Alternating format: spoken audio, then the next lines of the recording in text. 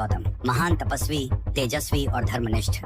उन्होंने वर्षों तक तप किया था और देवताओं से वरदान पाया था कि कोई भी शक्ति उन्हें छू नहीं सकती। उनकी पत्नी थी अहिल्या, ब्रह्मा की अद्भुत रचना, इतनी सुंदर कि अप्सराएं भी उनके सौंदर्य के आगे फीकी लगती थी।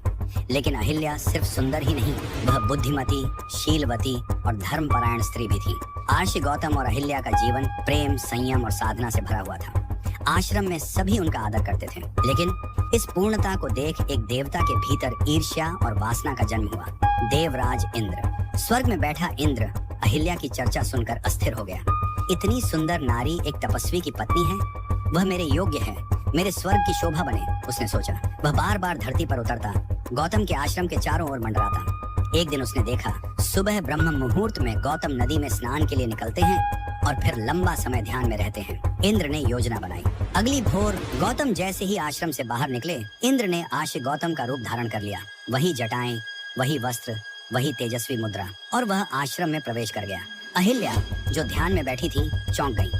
प्रभु, आप इतनी जल्दी लौट आए? इंद्र मुस्कुराया। आज का ध्यान तो यहीं तुम्हारे पास रहकर करना चाहता हूँ। इंद्र ने उनसे शारीरिक संबंध बनाए और शीघ्र ही वहाँ से निकल गया, खुश मगर भयभीत। लेकिन गौतम ऋषि सब जान चुके थे। उनकी तपस्या भंग हुई थी और योग बल से उन्होंने सारा दृश्य देख लिया था। जब वे लौटे तो उन्होंने देखा इंद्र उनका रूप छोड़कर आकाश की ओर उड़ रहा है। अहिल्या अपराध बोध से भरी हुई भूमि पर गिर पड़ी। गौतम का चेहरा गुस्से से लाल था। उन्होंने क्रोधित स्वर में कहा, हे इंद्र, तूने धर्म, मर्यादा और विश्वास का उल्लंघन किया है। तू अपने पुरुषत्व से वंचित होगा। तेरा सारा शरीर स्त्रियों के लज्जा अंगों से भर जाएगा।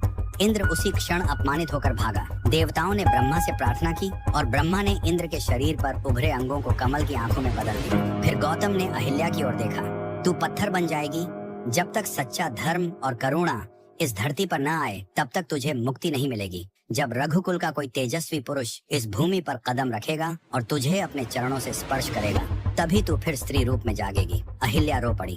पश्चाताप में डूबी उन्होंने कहा, मैं अपने पाप को स्वीकार करती हूँ। मेरे पत्थर रूप में भी मेरी चेतना प्रभु के नाम में बनी रहे, यही मेरी प्रार्थना है। समय बीतता रहा। वन में एक पत्थर पड़ा था, दिखता साधारण, मगर उसमें एक मौन स्त्री की आत्मा कैद थी। सालों बाद अयोध्या से एक राजकुमार श्री राम और उनके छोटे भाई लक्ष्मण महर्षि विश्वामित्र के साथ जंगलों में यात्रा कर रहे थे। जब वे उसी वन में पहुंचे, महर्षि ने कहा, हे राम, यही वह भूमि है जहाँ अहिल्या पत्थर बनी पड़ी है। अपने चरणों से उसे मुक्ति दो। राम ने विनम्रता से पत्थर को स्पर्श किया। तभी एक प्रकाश फैला, पत्थर टूट गया और उसमें से प्रकट हुई एक तेजस्वी स्त्री, वही अहिल्या। आंखों में आंसू, हाथ जोड़े उन्होंने कहा, हे प्रभु, आपने मुझे मुक्त किया।